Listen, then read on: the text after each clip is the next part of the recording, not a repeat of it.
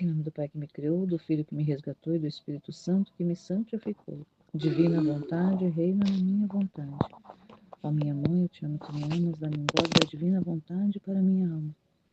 Me abençoa, mãe, para que todas as minhas ações sejam feitas diante de vossos olhos maternais. Eu não sou nada, Deus é tudo, Pai, eu te amo.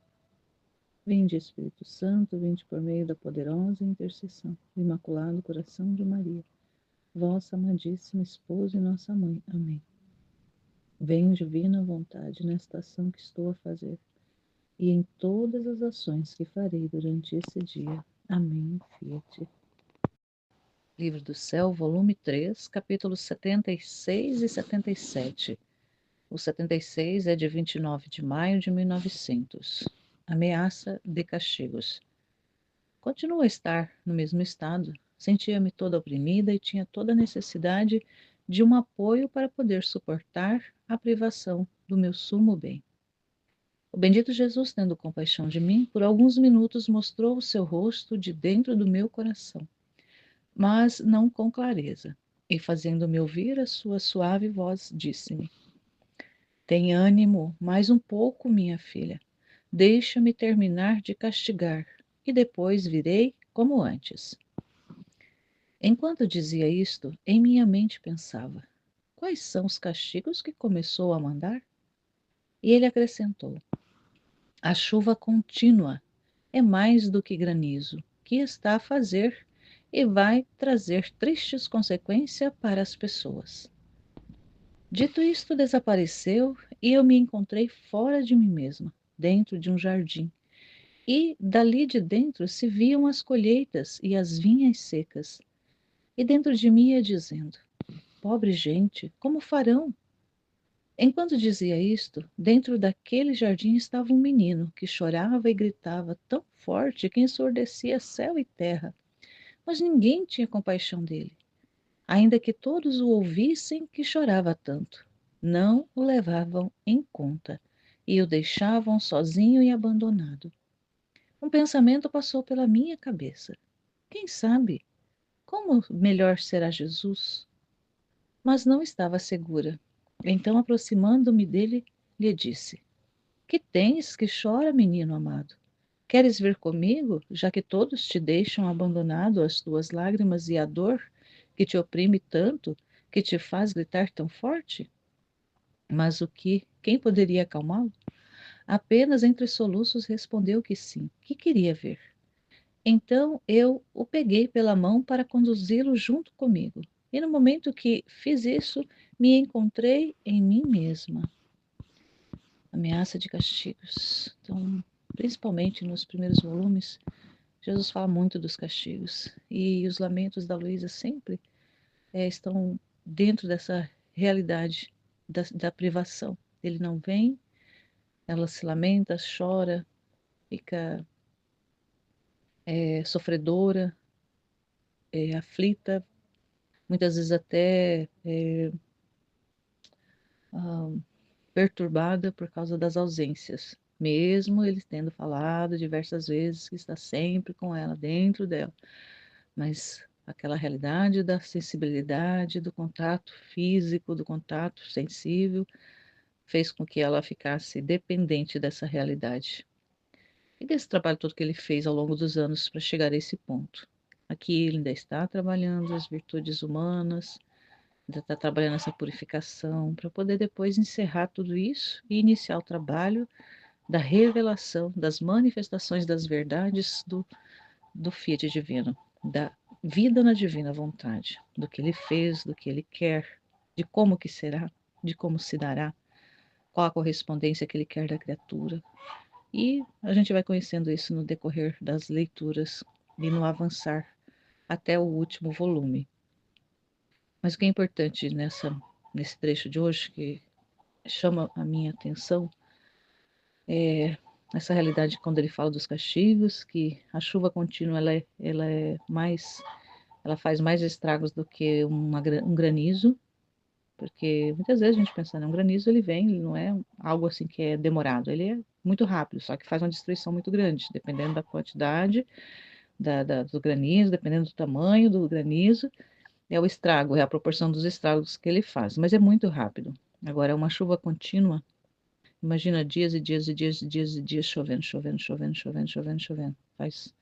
Vai fazer muito mais estragos do que o granizo, porque vai ali apodrecendo tudo. Mas tudo bem. Tirando essa parte onde ela tem depois essa visão desse menino que chora, chora, chora, desesperado, que esse choro dele é tão intenso que chega a ensurdecer, como ela fala, ensurdecer céu e terra, de tão forte que é. E só que ninguém dá atenção. E aí vem, né, que é Jesus. Por que ele está castigando? Por que será que Jesus castiga a terra? Por que será que Jesus castiga as criaturas? Porque ninguém escuta. Ele está gritando, ele está chorando, ele está.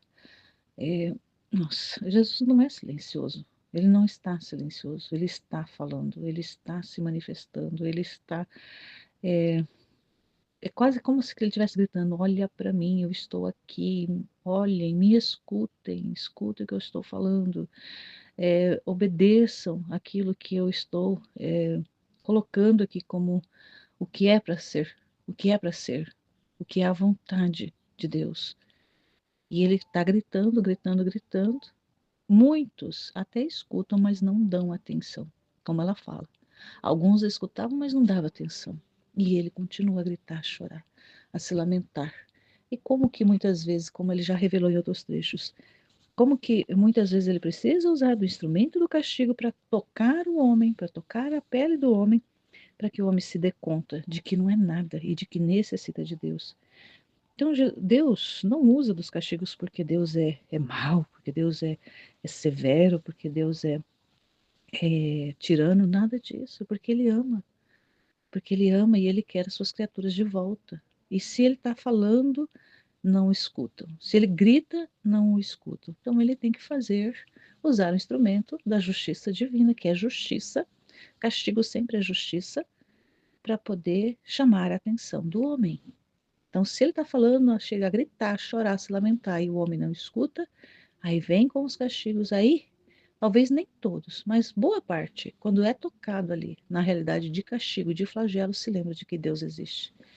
Então é importante a gente ter isso presente. No, no capítulo 77, que é de 3 de junho de 1900, a falta de estima pelas pessoas é falta de verdadeira humildade. Encontrando-me no mesmo estado esta manhã, por um pouco vi meu adorável Jesus que estava dentro de meu coração e dormia. E seu sonho atraía a minha alma a adormecer junto com ele, tanto que sentia todas as potências interiores adormecidas, sem mais obrar. Às vezes me esforçava para sair daquele sonho, mas não podia. Quando por um pouco se despertou o bendito Jesus e ordenou por 3 vezes seu alento dentro de mim. E me parecia que ele ficava todo absorvido em mim. Depois me parecia que Jesus atraiu outra vez dentro dele esses 3 alentos que me havia enviado. E eu me encontrei toda transformada nele. Quem pode dizer o que acontecia em mim por estes sopros divinos? Daquela união inseparável entre Jesus e eu, não tenho palavras para expressá-la. Depois disso, parece que eu poderia acordar Jesus, quebrando o silêncio. Acordar. E Jesus, quebrando o silêncio, me disse: Minha filha, olhei e voltei a olhar. Procurei e voltei a procurar, percorrendo toda a terra. Mas em ti fixei os meus olhares e encontrei as minhas complacências, e escolhi-te entre milhares. Depois, dirigindo-se a certas pessoas que via, repreendeu-as, dizendo-lhes: A falta de estima pelas outras pessoas é falta de verdadeira humildade cristã e de docilidade, porque um espírito humilde e doce sabe respeitar a todos e interpreta sempre bem os atos dos demais. Dito isto, ele desapareceu, sem sequer dizer uma palavra. Seja sempre abençoado, que ele quer, e tudo seja para a sua glória. Então, que interessante também nesse trecho, onde ele vem falar sobre A falta de estima pelas pessoas é falta de verdadeira humildade. Essa realidade do fechamento. Hoje em dia, cada vez mais as pessoas estão egoístas, cada vez mais centradas em si mesmo, em si próprios. E não tem para com o outro a estima, a, a consideração. Porque a gente aprende na Divina Vontade que a gente não estima as pessoas, não amamos as pessoas, não consideramos as pessoas por elas mesmas, mas por causa de Deus, porque é Deus que está nelas, porque elas são filhos de Deus também, são criaturas de Deus também, são obras das mãos de Deus. Então, é por causa de Deus que nós devemos amar, considerar, estimar as pessoas. Isso denota a humildade, por quê? Porque a gente reconhece que não somos nós. Porque a gente em si não somos nada. Nós, tudo em nós é Deus. Todo bem que há em nós é Deus. E- então, uma relação de estima, de consideração por uma outra pessoa, seja ela quem for, seja uma pessoa próxima, uma pessoa querida ou não, é, é Deus em nós que estima, é Deus em nós que ama, é Deus em nós que considera. Não nós por nós mesmos. Então, a gente reconhece, nós somos humildes em reconhecer que nós, por nós mesmos, não somos nada. Não temos essa capacidade de amar, de considerar, e muito menos de ser humilde. Nós, por nós mesmos, não podemos fazer nada de bom. Tudo que sai de nós, por nós mesmos, é só miséria, é só lama, é só coisa ruim. Mas Deus em nós pode fazer maravilhas. E aqui ele revelando que ele procurou, procurou, olhou, olhou, olhou, e ele só encontrou a Luísa Picarreta como essa alma que complazia ele. E ele a escolheu entre milhares e milhares de outras almas, ele a escolheu. Provavelmente por causa da humildade, da simplicidade, da pureza. Mesmo ela em vários trechos fala da sua miséria, mas porque ela reconhecia o nada dela, as misérias dela. E claro que tinha, né? Que todo ser humano nascido no pecado tem as debilidades que são provenientes da queda, são provenientes dessa realidade do pecado original. Mas mesmo assim, para Jesus ter lá escolhido para ser essa depositária do Fiat, do terceiro Fiat, ali da vida divina, para a partir dela deixar disponível para todas as demais almas, é porque realmente ele encontrou complacências nela, ele encontrou correspondência nela, ele encontrou aquela alma que ele tanto precisava, aquela alma disponível, aquela alma que o amava acima de tudo e de todos, aquela alma que realmente dava a sua vida por causa dele, que o amava mesmo, porque muitos dos lamentos que a Luísa relata é por causa do amor que ela tinha para com Jesus. E quando ele fala, né, dessa falta de estima, falta dessa verdadeira humildade cristã e de docilidade. Quem que é? O dócil por natureza é o Espírito Santo. É a ação do Espírito Santo que nos torna dóceis para tratar com os outros, para considerarmos os outros. Não por eles, como eu já falei, não por eles mesmos e nem por nós mesmos, mas por causa de Deus. É a ação de Deus em nós e é por causa de Deus que nós agimos em direção ao bem das outras pessoas. Então é muito grande isso, a gente pensar que por nós mesmos nós não somos nem humildes, nem simples, nem dóceis, nem nada, nós somos rebeldes, nós somos muito rebeldes. A nossa natureza estremece diante de muitas propostas que Deus nos traz, que é a proposta do aniquilamento, é a proposta do nada mesmo, do esvaziamento, é a proposta ali do deixar Ele fazer, de tirar nossa mão do volante, deixar que Ele nos guie, que Ele nos leva, que Ele nos conduza. Então, essa proposta dele, ela exige de nós essa renúncia de nós mesmos. E ela precisa ser contínua, ela precisa ser diária, todos os dias. Quando a gente acorda, ela relatando essa realidade do acordar, Jesus está dormindo, está no sono, que está atraindo ela também ter aquele sono. Então, ele está atraindo ela a ter aquela mesma realidade dele. Então, muitas vezes, né, nós, quando um novo dia como hoje, amanhece o dia, é mais um presente que Deus nos dá, mais uma oportunidade que Ele nos dá para o conhecermos, para o amarmos e para correspondermos a toda a proposta que Ele tem para a nossa vida nesse dia de hoje.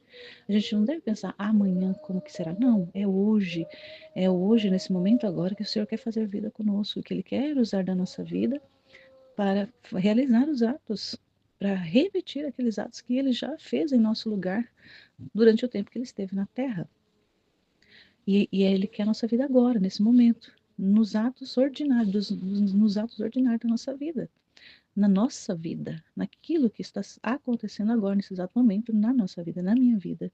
Ele quer esse espaço, ele quer esse vazio para ele operar, para ele fazer, para ele agir, para ele amar as pessoas, ele fazer pelas pessoas, ele considerar as pessoas através de nós. Então é importante a gente ter isso presente. E aí eu me lembro que ontem eu tô aqui cuidando da minha mãe viajou, e, e aí cuidando dela ontem, me veio assim, né? Aí eu, né, olhando assim para ela e vendo na realidade a situação, toda aquela realidade de debilidade ali numa cama, sem ação, sem reação praticamente nenhuma. E lembrando de quanto, isso já tem bastante tempo, já são vários anos nessa realidade cada vez mais definhando. E aí eu lembrando, né, de quantas oportunidades eu tive ali, minha natureza gritando, minha natureza ali se rebelando no cuidado, e fazendo tantas e quantas vezes com, com estupidez, cuidando com estupidez ali, fazendo como obrigação, mas a natureza ali estribuchando, a natureza estribuchando para não fazer, e querendo que não fosse uma realidade. E aí depois vinha a culpa, o remorso de ver, né? Nossa, eu poderia ter tratado melhor, eu poderia ter feito melhor, eu poderia ter feito diferente. Porque a pessoa não escolheu essa vida. A pessoa não está ali porque ela quis estar daquele jeito, e ela precisa do cuidado. E aí vem a culpa, vem o remorso. E aí lembrando hoje, nossa Senhora, que desgraça é a pessoa viver na culpa e no remorso. A pessoa viver na culpa de saber que poderia ter feito diferente e não fez.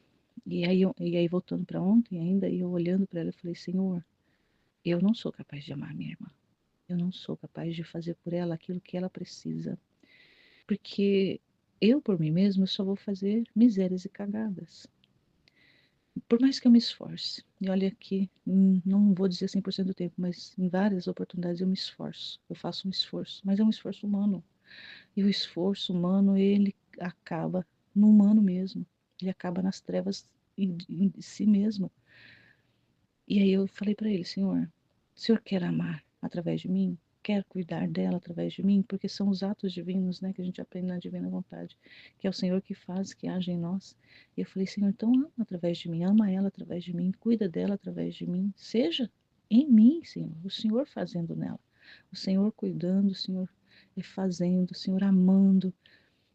E aí, assim, eu fui percebendo assim, nossa, quanto que se a gente dá esse espaço para Deus agir, para Deus fazer, para Ele ser em nós, não nós sermos em Deus, mas Deus ser em nós, as realidades vão mudando e aquilo vai acalmando o nosso coração. A gente vai vendo, eu tenho consciência que eu por mim mesmo não sou capaz de amar ninguém, nem a mim mesmo sou capaz de amar em mim mesmo. Mas se eu dou espaço na minha vida para que Deus faça, para que Deus ame, Ele pode.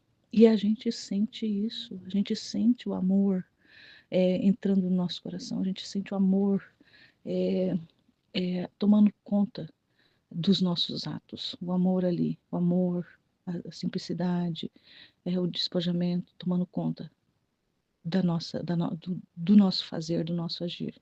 E aí a gente vai tomando consciência de que não sou eu, não sou eu. Tem que ser Jesus, porque eu não seria capaz de fazer o que eu estou fazendo. Eu não seria capaz de amar como eu estou experimentando amar, porque não sou eu, é Ele.